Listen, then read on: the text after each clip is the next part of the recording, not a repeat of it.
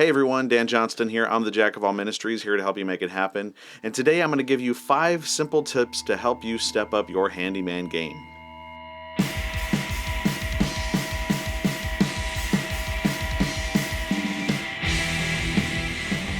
So to start off this simple tips video, I wanted to begin by giving you a little bit of a bonus tip. And so the bonus tip is that if you want to step up your handyman game, the first thing you should do is subscribe to this channel. You like the way I did that there? Kind of a little plug under the radar. Actually, there's some truth to that. You know, watching YouTube is a great way to up your handyman game, but I'm going to guess that if you're watching this video, you probably already know that, but still, I felt like I kind of had to throw that in there anyway. So let's go ahead and jump into 5 simple tips to help you step up your handyman game.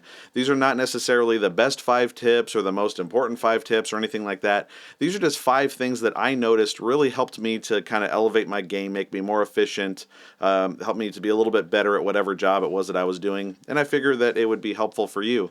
If you have any tips of your own that you would like to add to this video, please leave them in the comments. I would love to hear whatever other insight you might have, because I'm always looking for ways to step up my own game as well. So we'll start off with tip number 5. Tip number 5, a great way to step up your handyman game is to get yourself a retractable pencil.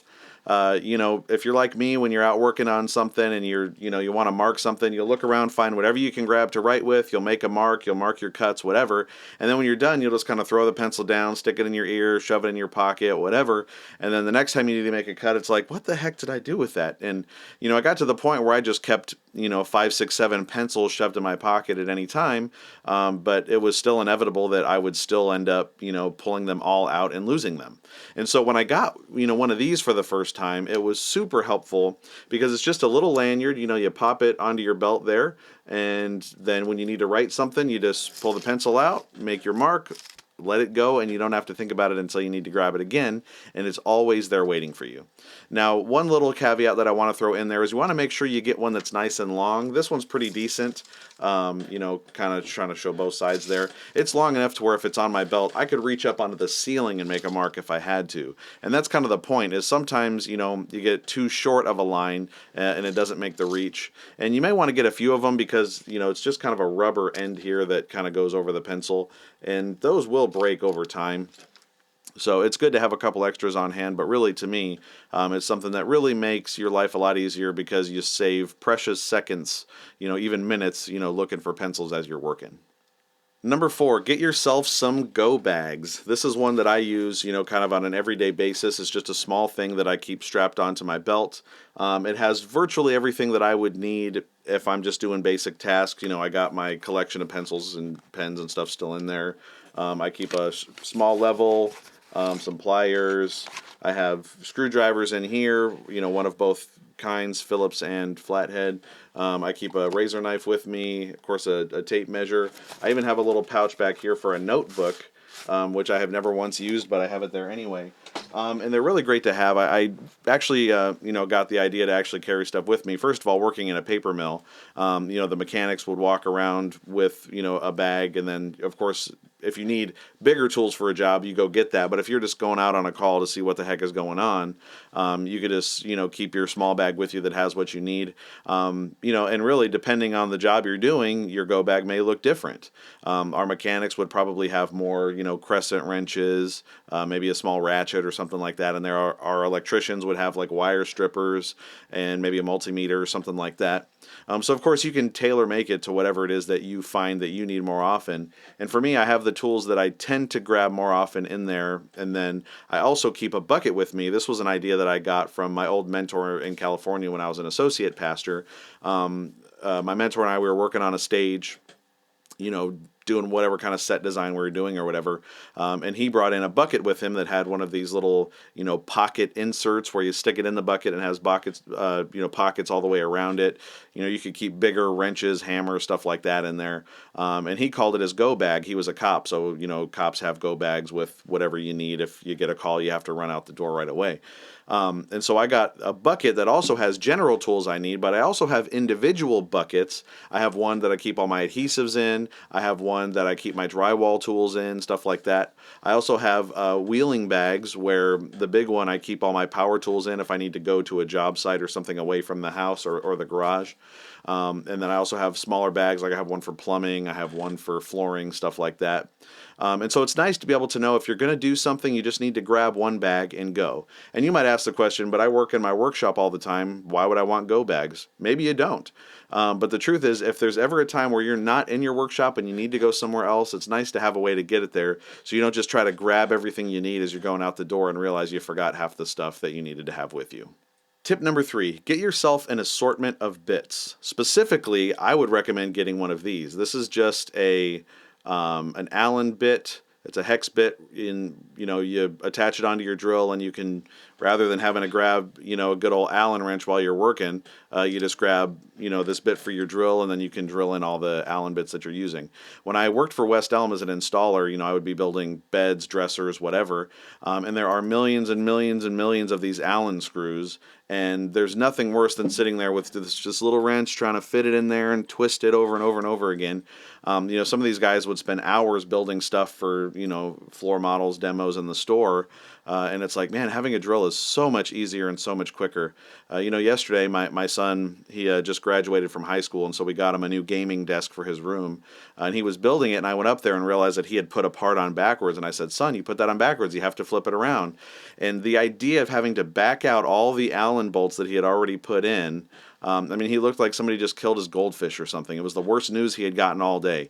And I said, son, let me get my drill, let me get my hex bit, and then we'll go ahead and knock this out quickly. And just like that, you zap them out, flip it around, zap it back in, you're good to go.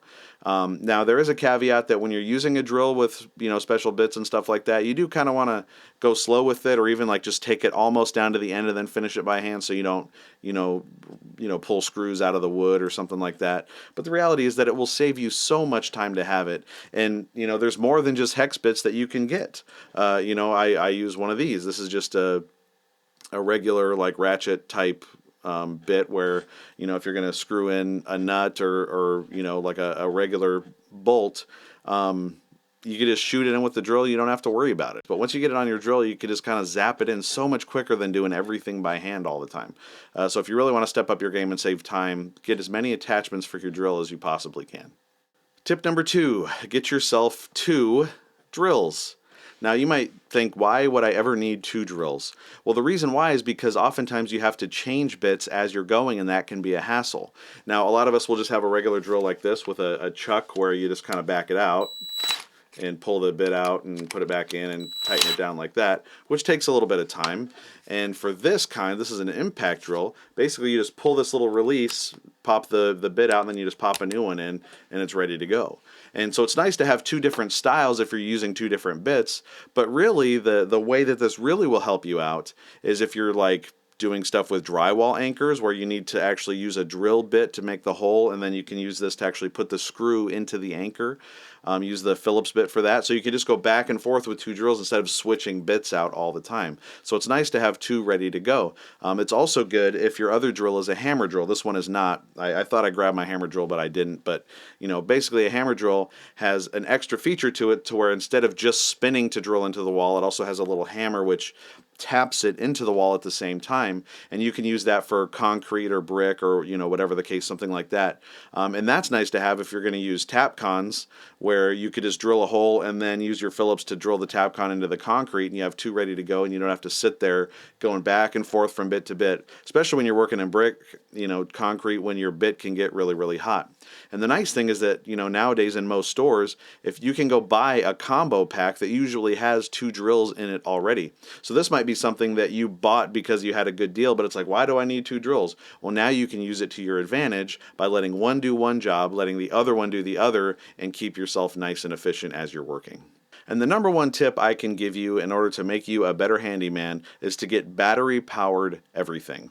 Now for me, I usually use, CRAFTSMAN stuff, and they have 2 different battery sizes here. It's both part of their V20 series, but I think their amps are a little bit different.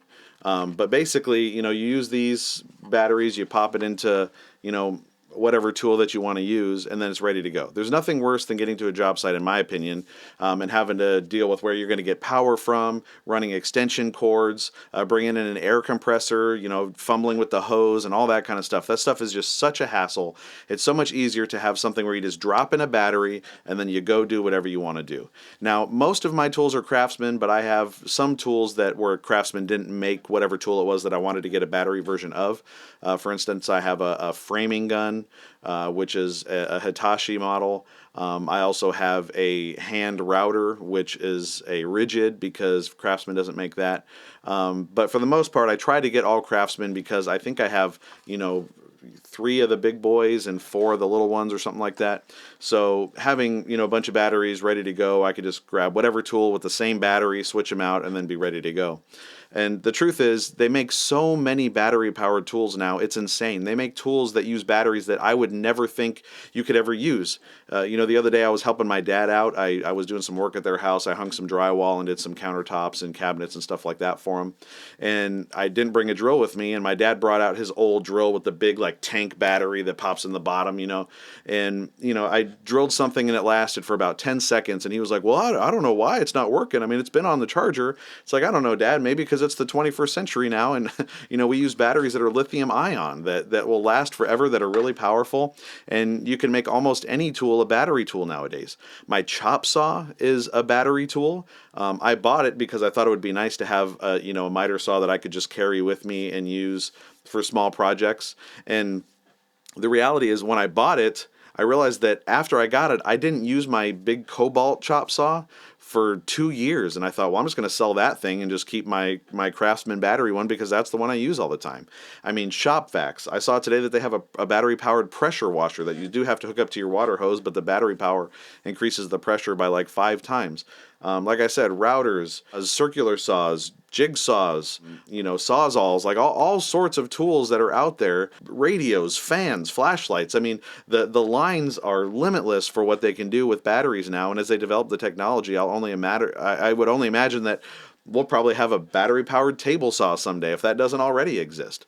It's crazy what they can do with batteries nowadays, and it really does make it so much easier to show up, pop in a battery, do what you want to do without tripping over cords, fumbling with air hoses or things like that. And so the best advice that I could give you to step up your game is to get a bunch of battery tools, get some extra batteries, and then try to keep them as within one system as you possibly can, because it will make your life that much easier. So that's going to do it for this video, guys. Like I said before, if you have any tips that you would like to add, please put them in the comment section, because I would love to learn from you as well.